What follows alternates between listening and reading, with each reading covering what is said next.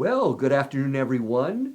Welcome to ATI's live lunch break. And I am here with my guest, Ann O'Brien, and we are going to spend an amazing time together. We're going to talk about Ann's passion and in her creative side and the arts. We're going to just kind of dive in. And this is a great time for us to just learn a little bit about yourself. I know you're a mom, so you have two girls? I do. Tell us a little bit about that, because it's always nice to know a little bit about yourself. Tell us a little bit about yourself. Well, they're just the most amazing things ever. So Grace is 9 and Joy is 7. And so we were just talking a little bit about this, that they are both very, very interested in music and musicals. And my oldest now she's old enough to kind of identify a little bit more what she's liking. She just started voice lessons. And then Joy, my sweet 7-year-old, she's just happy to be doing whatever we're doing, So she's trying to figure out what she's interested in, but, by default, of course, music and the arts. Well, I think that's right. First off, I didn't even introduce myself. I'm assuming everybody knows who I am.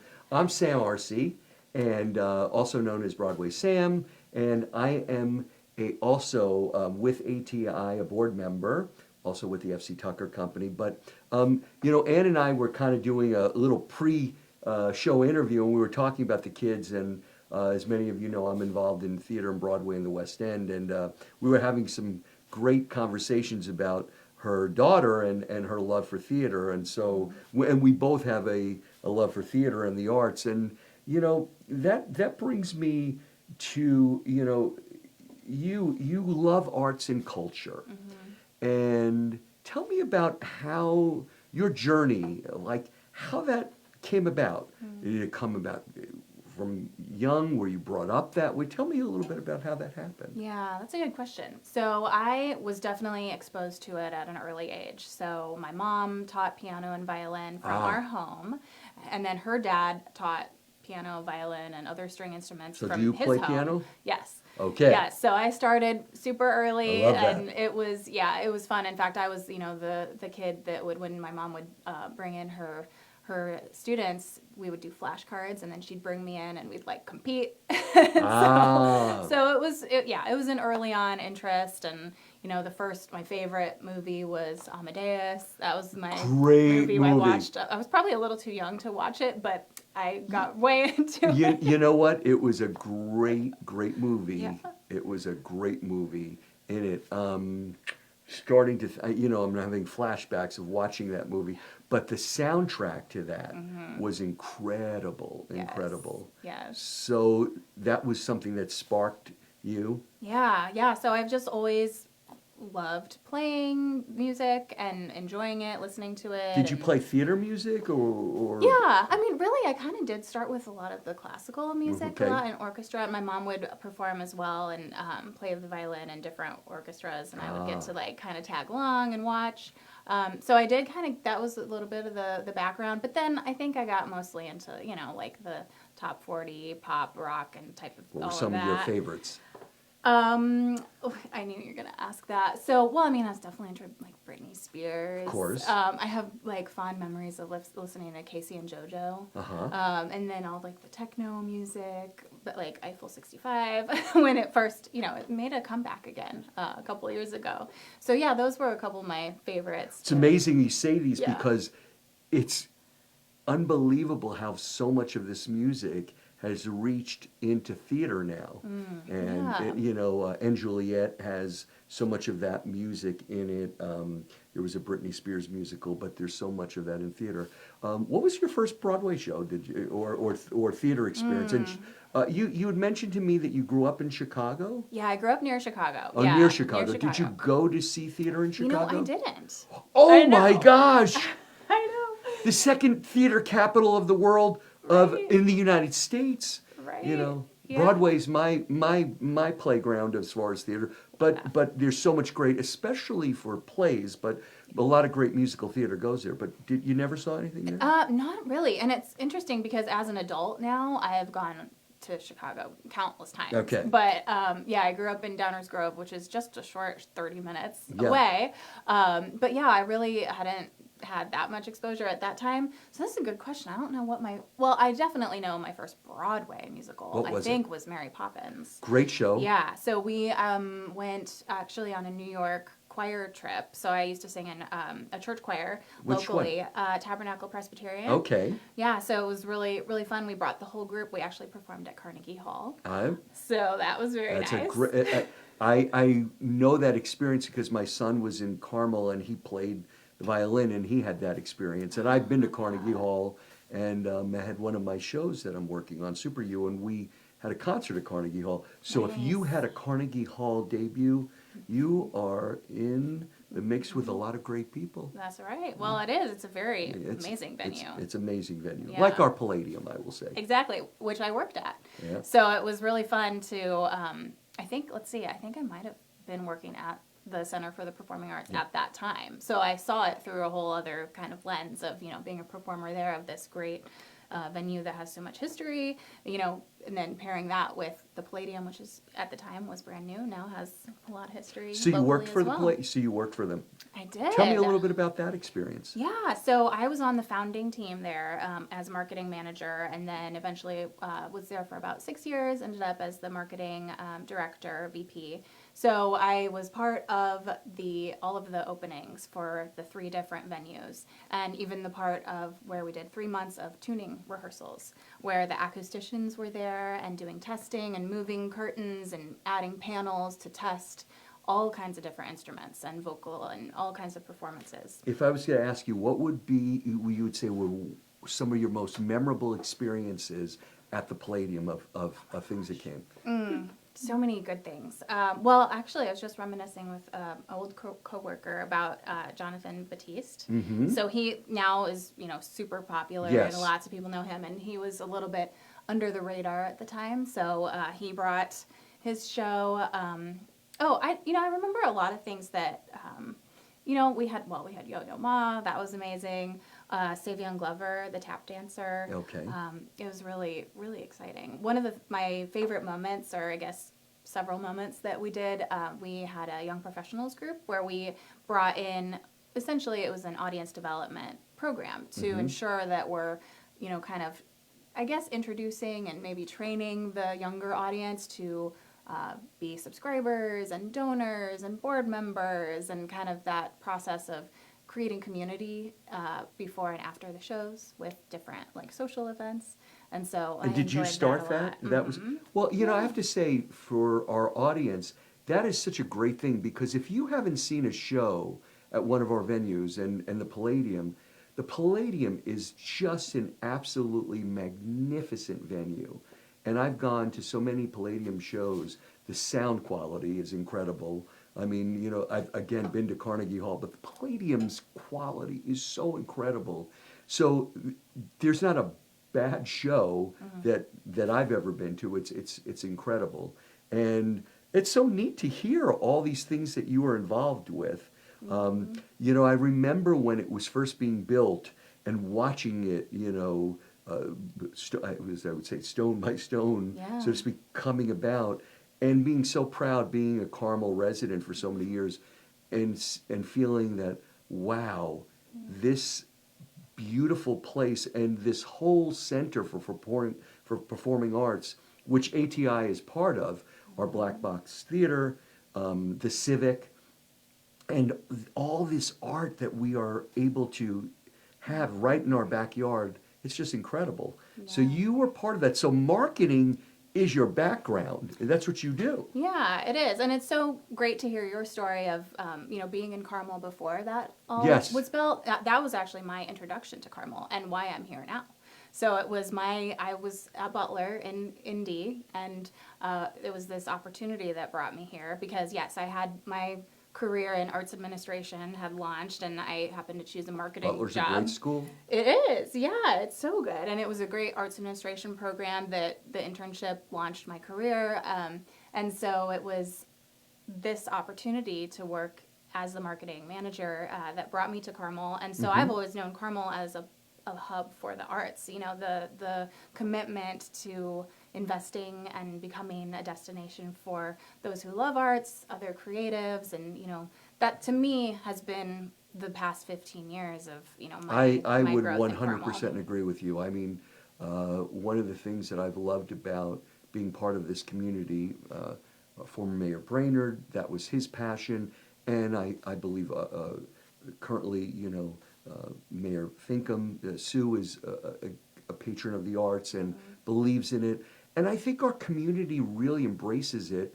And we have, to me, life without the arts is not worth living. I mean, sports is great, and we have that. But giving our families, our children, this opportunity to be part of that. You mentioned piano. My daughter took piano. She's a doctor now. She lives in Carmel. She has two beautiful kids, and in fact, her husband is learning piano, and the piano that she learned on. I have a Wurlitzer Spinet, and my son-in-law is going to take it from the home that my daughter grew up in, and I know that she wants her children to learn. They're babies now, but it's so important to learn a musical instrument. I bought the piano late in life, and I started to learn, and all I wanted to play was show music. Unfortunately, I did not continue with it. I wish I did. But if you start them off early, you're never sorry. Do you continue to play now? I do a little bit. Yeah. Yeah. Yeah. Just for fun. For fun, exactly. Yeah, exactly. But you're never sorry. Are your girls learning or? Yes. Well, and that's the beauty of it. So my mom is still teaching so your them. mom's teaching. So, Okay. Yeah. So grandma, or what do they call your mom? They call her Grandma Beth. Okay. And she's teaching them. Yeah. So she's passing it down. Yeah. So that's part of your passion. And now you were starting to tell me a little bit about how your passion has led you further. Tell me about this new venture that you've been involved with. And it was so exciting. So I want you to introduce this to the community. Tell me a little bit about it. Okay, well, it's a new nonprofit. Okay. So officially, as of a few months ago, it's a recognized nonprofit entity. But the past 2 years, I was doing sort of pilot events to try to test it and see what this was. But it's called Create What You Crave. Create What You Crave. I love just the name of that. Create What You Crave. Tell me about. Yeah. Well, it's not just the name of the organization, but it's essentially our mantra and what we'd also like to empower people who attend or anyone who might hear about it to do. We're trying to empower and just embrace this concept of, okay, well, we all have ideas, maybe different visions, and finding ways to authentically express ourselves. And so the Create What You Crave invitation asks and sort of shows people that you can go ahead and take steps on that. So it's like whatever idea that you might have or something that you really are craving, like go ahead and make it, take that next step. I was actually just at the women's conference, leadership conference that Mayor Finkham was hosting, and a big concept that came out of that was like, don't wait to be asked. Go ahead and step up and do that thing that you want to do. So that's kind of what I felt like I was doing in this, and I've done other events, like I was mentioning back at the Center for the Performing Arts, and really I just want to have like a community of people that like the arts, and that's what I think that we all want, right? So we all who wanna is this be for? together. This is for anyone that wants to be involved in the arts, and this is not limited to theater or give me an example of who this would be good for. Yeah. I mean, it really is for everyone. Okay. And so it's essentially the goal is to Young, be, old, yeah. It's men, for everybody. women, anybody. Yeah. Totally inclusive. It absolutely is. And we essentially are trying to host these events that is creating a community for creatives.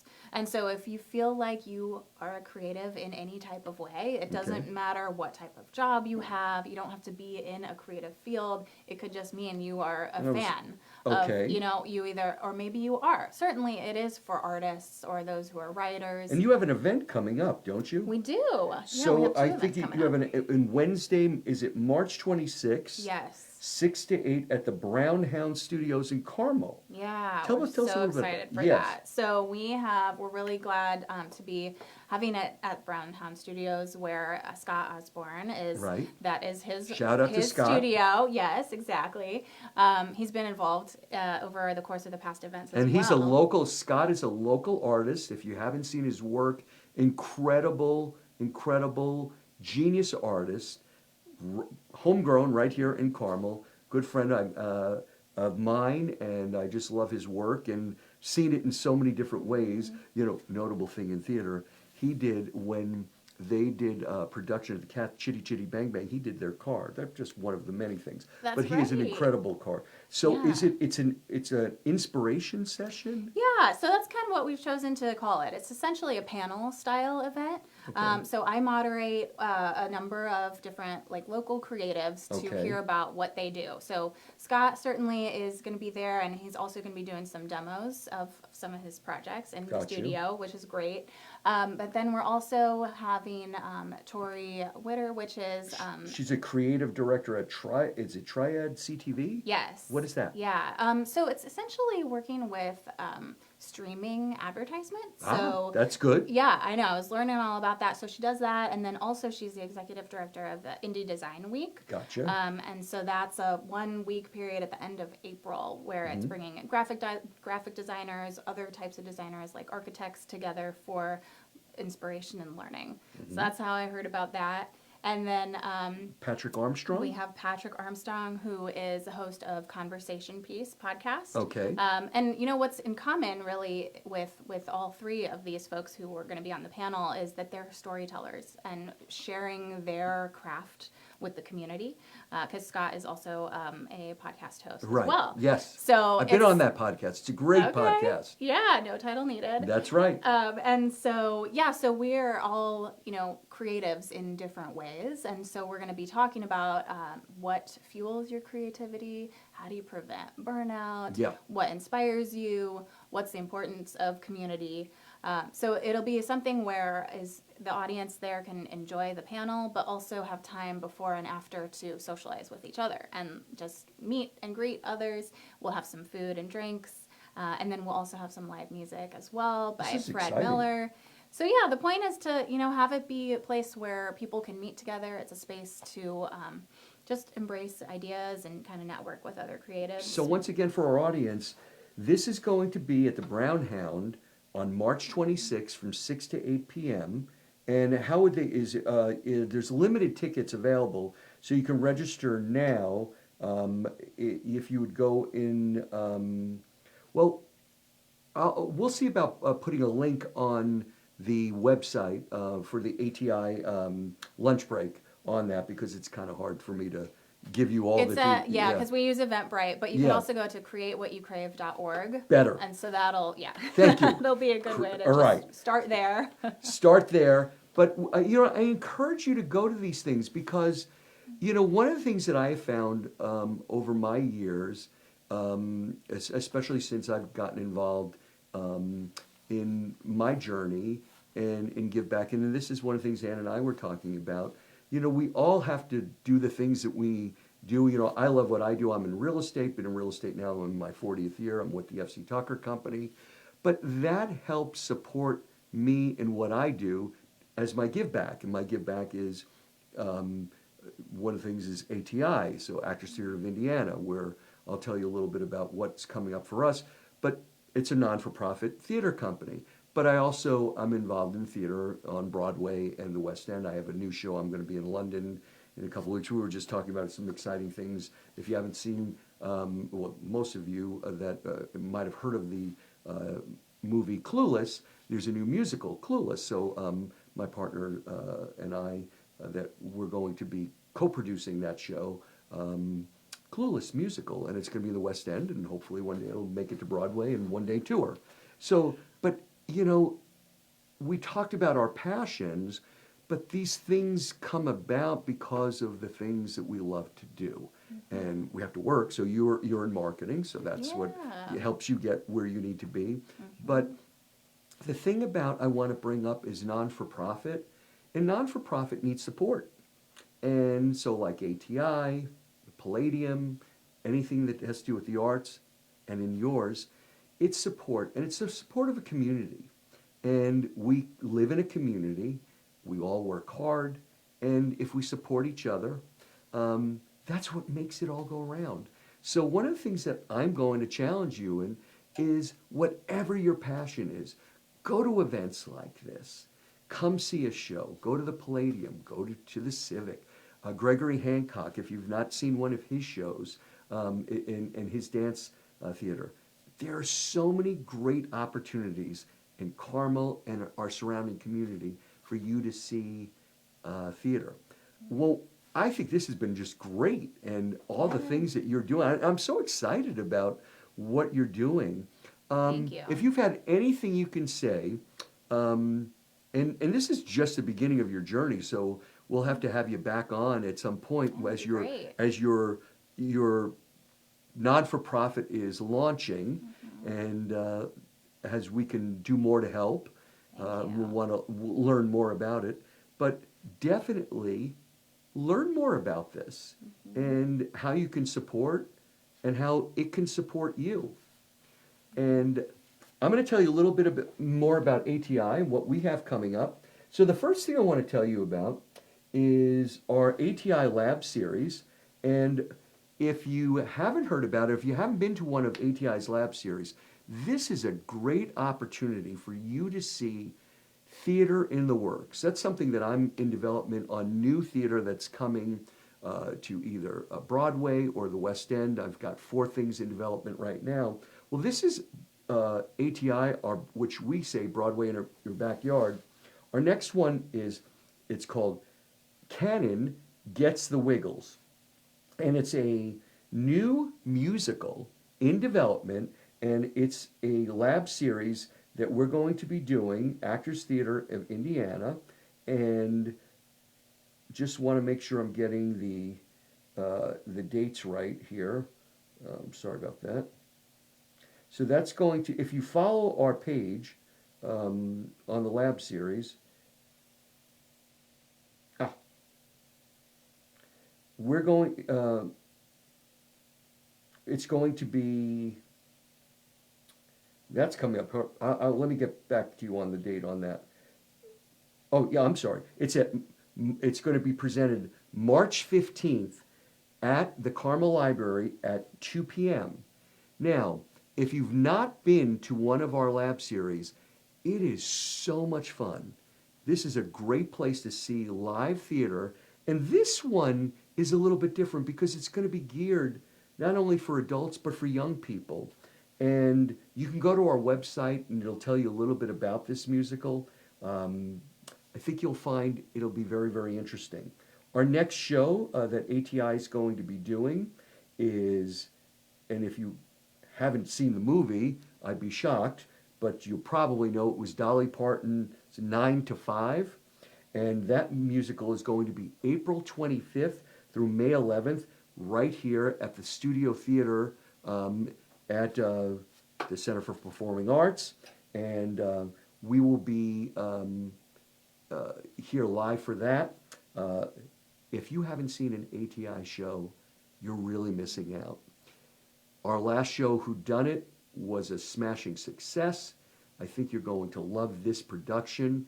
We have some amazing, talented people. Some of the people that you know from our Judy Fitzgerald will be in the cast. You know Judy, who is one of the founding members. Cindy is going to be in it. So, but we have an amazing cast that are going to be in that show. So that's April 25th to May 11th. And then at the Palladium, and this is just incredible, we're going to have a 2 nights only, the Titanic musical. This was also actually on Broadway. I saw it when it was out. It was an incredible musical. But 2 nights only. We're going to be at the Palladium. It's presented at the Allied Solutions Center for the Performing Arts, Palladium, June 20th and the 21st, 2025. And you're going to have an opportunity to see an amazing, amazing musical right there. So these are just some of the upcoming shows that ATI is doing, and it is Broadway in your backyard. We have your event, all these great events coming up.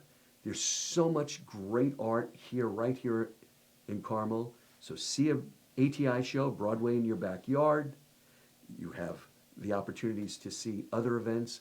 I challenge you, go see some theater. Go see some live event. Don't miss out on these opportunities. Bring your families, bring your kids. This is just a great place we live in Carmel. Mm-hmm. So, It is. and with that, I want to thank you for spending the time with us at ATI's lunch break. It's been a wonderful time spending with you, Ann. You too. Thanks for having me. Oh, absolutely. It's been fun. It's always a great time being with someone that's creative and passionate about the arts, as I said, without the arts. Mm-hmm. Any parting words you'd like to share with? Oh, well, I'm just really grateful to be on. And yeah, I invite everybody to kind of check out Create What You Crave on the website, createwhatyoucrave.org. And just what you said, the challenge. I love that, is go out and enjoy. There's always something going on. So I think that's a good challenge. I piggyback with it. All right. Well, we'll see you next week. We're always here, ATI Lunch Break, live. Again, I'm your host this week, Sam Arcee, also known as Broadway Sam. And with that, we are out for this week. So thank you, and we'll see you again.